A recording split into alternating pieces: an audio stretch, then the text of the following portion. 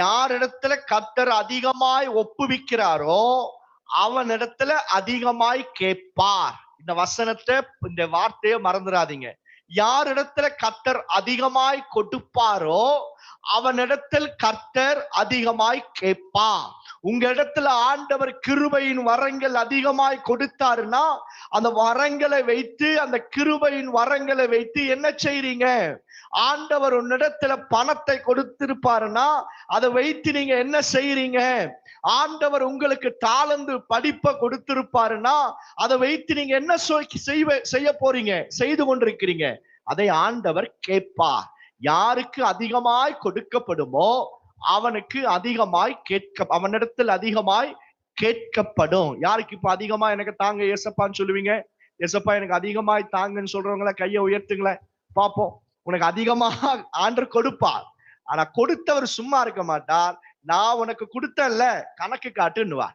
கணக்குல ஒழுங்கா இருக்கணும். சொல்லுங்க, கணக்குல ஒழுங்கா இருக்கணும். இதுவே கை வச்ச ஆத்துமாவே கணக்குல ஒழுங்கா இரு. சில பேருக்கு கணக்கு கேட்டா கோவம் வரும். ஆனா யார் ஒருத்தன் கணக்குல சரியில்லையோ அவன் திருடன்னு அர்த்தம். உன் கணக்கு வழக்குகளை எழுதி வைக்கணும். இவ்வளவு செலவாகுது, இவ்வளவு வருது, இவ்வளவு தேவை என்று எழுதி வைக்க வேண்டும். ஆண்ட கிருபையில நம்ம ஊழியத்துல அந்த கிருபையை ஆண்டு நமக்கு கொடுத்திருக்கிறார். அந்த கிருபை நித்தியமா இருக்கணும். கையை வைத்து ஸ்தோத்திரம் பண்ணுங்க. ஸ்தோத்திரம் ஆண்டவரே, நன்றி செலுத்துகிறோம். ஆமென். கர்த்தருடைய பிள்ளைகளை, ஆண்டவர் கொடுக்கிறது கொஞ்சமா இருந்தாலும் அதிகமா இருந்தாலும் ரிமெம்பர், ஆண்டவர் கொடுத்தத கணக்கு கேட்பார். கணக்கு கேட்கும் போது நீங்க ஒழுங்காக ஒப்புவிக்கணும். அதுதான் ரைட் மேனேஜ்மெண்ட், அட்மினிஸ்ட்ரேஷன். சரியா அட்மினிஸ்ட்ரேஷன் இருக்கணும்.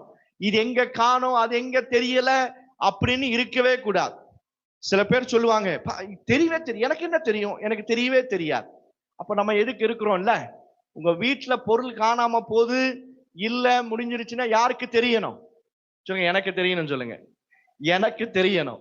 எனக்கு தெரியாது, நான் மறந்துட்டேன். Poor administration, poor management. உனக்கு மேனேஜ் செய்ய தெரியலன்னு அர்த்தம்.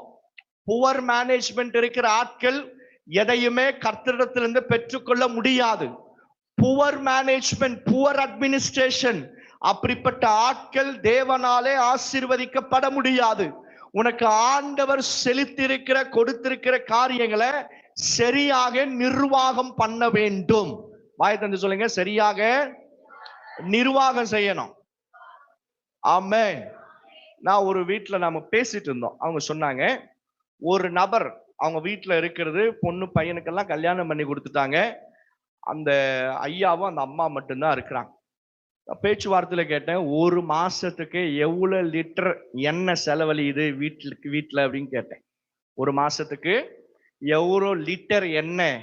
3 லிட்டர்னாங்க. 4 லிட்டர்னு சொல்றாங்க. அதிகம். 2 பேர் தான். 50 வயசு 60 வயசுக்கு மேல 4 லிட்டர் எண்ணெய் சாப்பிடுறேன்னா ஹாஸ்பிட்டலுக்கு போக்கும் வரத்துமா இருப்பீங்க. ஒரு 2 நபர் இருந்தாங்கன்னா ஒரு மாசத்துக்கு அவங்களுக்கு எவ்வளவு லிட்டர் போதும்? 2 லிட்டர் போதும். 1.5 லிட்டர் போதும். வறுத்தாலும் எடுத்தாலும் வைத்தாலும் அது போதும்.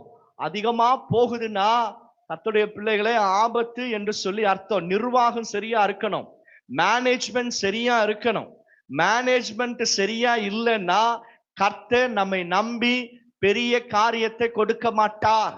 பெரிய ஆசீர்வாதங்களை நம்மால பெற்றுக்கொள்ள முடியாது. நிர்வாகம் சரியாக இருக்கணும். அது வீட்டு நிர்வாகமா இருந்தாலும், ஊழிய நிர்வாகமா இருந்தாலும், உங்க பிசினஸ், உங்க வேலை நிர்வாகமா இருந்தாலும் சரியாக இருக்கணும். கணக்கு வழக்கு சரியில்லாதவைகள் நிர்வாகம் சரியில்லைன்னு அர்த்தம். எந்த பொருள் எப்போ செலவழியுது, எப்போ வருது, எப்போ போகுதுன்றத நிர்வாகிக்கு தெரியணும். அந்த வீட்டு தலைவனுக்கு, தலைவிக்கு தெரியணும்.